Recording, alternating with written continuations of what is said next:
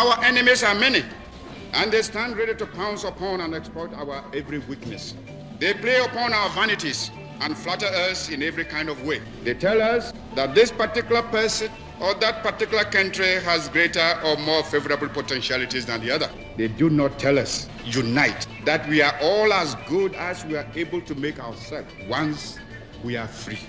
We want, therefore, to develop our own community and an African personality. Others may feel that they have evolved the very best way of life, but we are not bound, like slavish imitators, to accept it as our mold. We find the methods used by others are suitable to our social environment, we shall adopt or adapt them.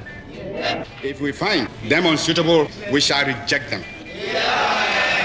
Fighters for African freedoms, I appeal to you in the sacred name of Mother Africa to leave this conference resolved to rededicate yourselves to the task of forming among the political parties in your respective countries a broad united front based upon one common fundamental aim and object, the speedy liberation of your territories. Don't let us also forget that colonialism and imperialism may come to us yet in a different guise, not necessarily from Europe. We must alert ourselves to be able to recognize this when it rears its head and prepare ourselves. This mid-20th century is Africa's. Hello, welcome to the Cable Land once again. Welcome to Ghana. Welcome to the beautiful evening from Ghana. I'm around at Blakuma West, and yes, in Accra, Greater Accra region in Ghana. So welcome. Let's have a personality up close with a man called Mr. Emmanuel Mahama. So, Mr. Emmanuel Mahama. So, who is Mr. Emmanuel Adama Mahama? Mr. Adama Mahama was a Ghanaian politician. He was a teacher and a commercial rice farmer who served during the First and Third Republics. He's best known as the father of Ghana's first president, Mr. John Dramani Mahama. Let's get a bit closer into his political career. He was a key ally of Ghana's first president, Kwame Nkrumah. Mahama held prominent positions in government during Ghana's first republic in 1960 to 1966. So Mr. Adama Mahama hailed from Gonja. He was, in his political career, he was the first member of parliament of the West Gonja constituency. He also became what best known back then was a regional commissioner, but right now he would be the regional minister of the northern region. Yes, he was also the deputy minister of industries and played important roles in Ghana's parliament and Ghana's governance back then, close allied to Nkrumah. Yes, so let me sit. So Mr. Adama Mahama played an important role. Got imprisoned after Kwame Nkrumah's government was overthrown in the backup coup around 1966 by the CIA. CIA backed it up. Mahama was arrested and imprisoned for 2 years due to his political ties with Kwame Nkrumah. So the traumatized experience of his imprisonment made him hesitant to re-enter politics, a factor that initially influenced his son, Mr. the now president in 2025, John Dramani Mahama, who also expressed his reluctancy to enter into politics, and that's a fact. Mr. John Dramani Mahama had to be convinced by the king of Ashanti on several occasions. So there's a story when he, the past, may his soul rest in peace, our late president, Mr.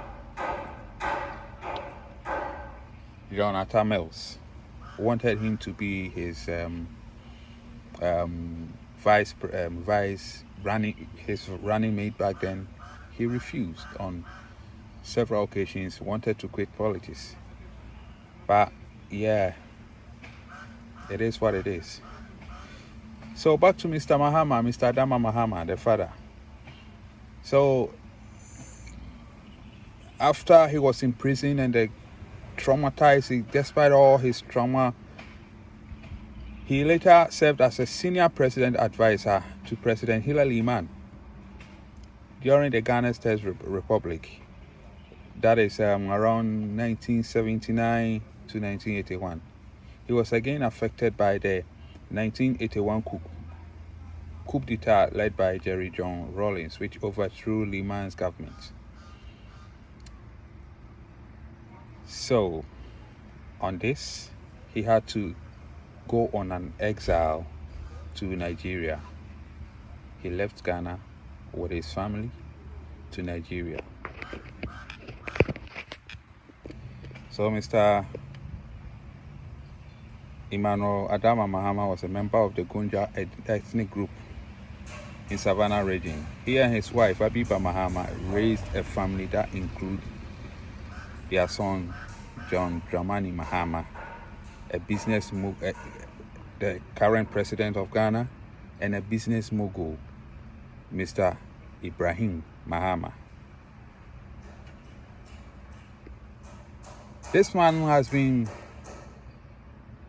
needs to be mostly said, recognized in Ghana, because his ideas have shaped his son very well, and his son is moving in the direction of a Pan-Africanist. The ideas of Nkrumah is coming to life. Today we're recreating Kwame Nkrumah's dream.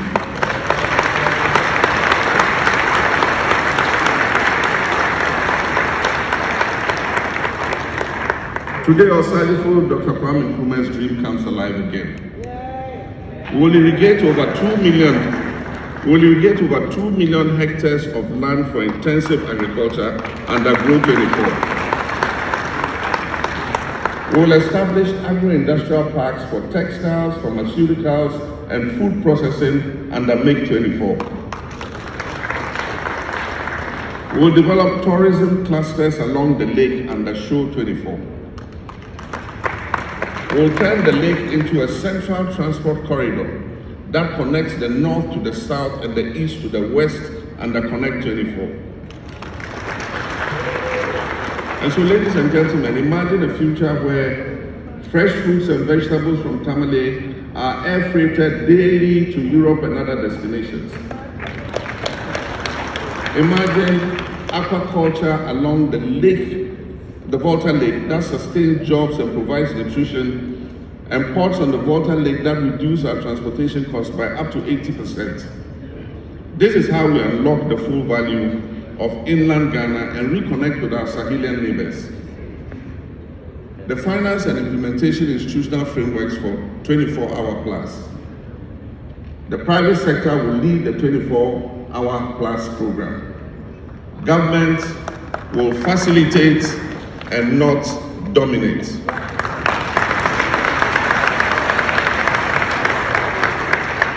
Government will facilitate and not dominate.